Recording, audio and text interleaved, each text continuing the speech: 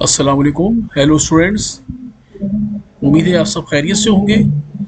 आज हम फिर जो है दोबारा मैट्रिक क्लास चैप्टर फर्स्ट जो है, जिसका जब यहाँ पर आपकी बुक में चैप्टर नंबर 10 है और इसका नाम है जनरल वेव प्रॉपर्टीज़। और इसमें जो टॉपिक जो हम स्टडी करेंगे वो है न्यूमेरिकल नंबर 7 एंड 8।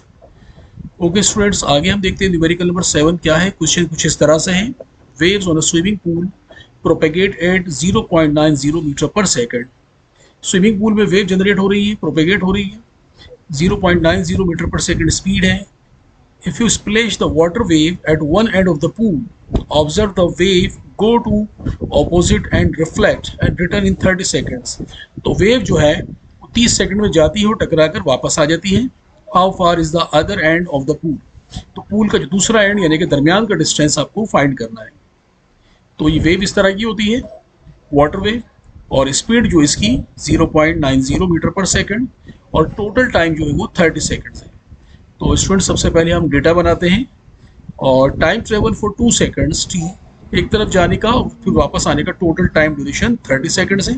तो डेफिनेटली हम वन साइड को कंसीडर करेंगे क्योंकि हमें सिर्फ वन साइड डिस्टेंस मालूम करना है, जाने और आने का टोटल डिस्टेंस नहीं मालूम करना, सिर्फ दोनों पोजिशन के दरमियान का डिस्टेंस। इसलिए मैंने 30 को 2 से डिवाइड किया तो हमें मिल गया 15 सेकंड्स। इसके बाद वेव स्पीड v 0.90 मीटर पर second, distance s question mark, ये आपका टोटल कुल डेटा बन गया आपका। इसके बाद सॉल्यूशन हम देखते हैं। इसका फार्मूला है s is equal to v multiply by T. यहाँ पर वैल्यू लिखेंगे v और t की, 0.90 मल्टीप्लाई बाई 15 और इसको हमने मल्टीप्लाई किया तो आपने इसका देखा आंसर है 13.5 मीटर। तो स्टूडेंट्स इसका जो डिस्टेंस है वो टोटल डिस्टेंस उस एक जाने का जो डिस्टेंस ट्रेवल करती है वेव वो है 13.5 मीटर। इसका आप रिजल्ट लिखेंगे, the distance of other end of the pool is 13.5 metre. तो स्टूडेंट उम्मीद है आपको ये समझ में आ गया होगा न्यूमेरिकल। और इसके बाद हम अगला न्यूमेरिकल देखते हैं, न्यूमेरिकल नंबर 8। वो कुछ इस तरह से question, a simple oscillating pendulum has a length of 80.0 centimeter.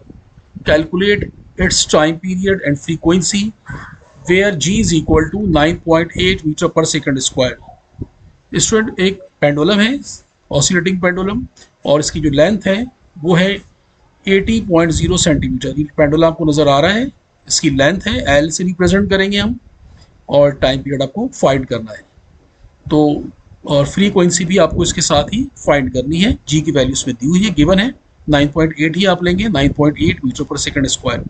सबसे पहले आप इसका डेटा बनाएंगे और इसमें लिखेंगे लेंथ ऑफ पेंडुलम, एल से रिप्रेजेंट करते हैं 80 सेंटीमीटर। लेंथ को हम पहले मीटर में कन्वर्ट करेंगे 100 से डिवाइड करके, जैसे आपको मालूम है। तो 0.8 मीटर इसकी लेंथ है। ग्रेविटेशनल एक्सेलरेशन 9.8 मीटर पर सेकंड स्क्वायर है। टाइम पीरियड जो है t और फ्रीक्वेंसी जो है f क्वेश्चन मार्क। तो ये आपका डेटा बन गया। अब इसके बाद आप जो है इसको सॉल्यूशन करेंगे। सॉल्यूशन में आप इसका फार्मूला लिखेंगे, t is equal to 2 pi under root L upon G. अब 2 की जगह 2 लिखा हमने यहाँ पर, और पाई की वैल्यू आपको मालूम है, पहले हम न्यूमेरिकल में सॉल्व कर चुके हैं, 3.142 होती है।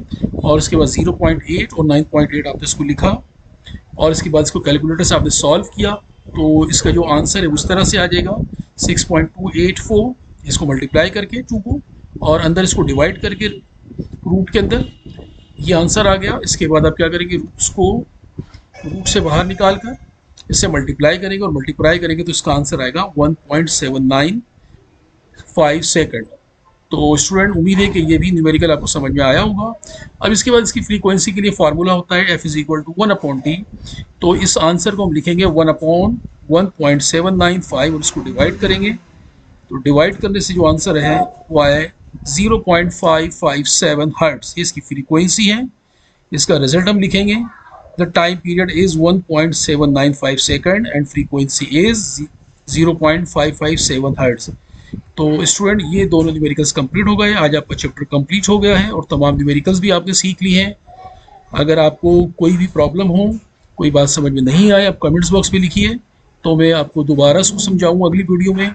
मिलते हैं इंशाल्लाह।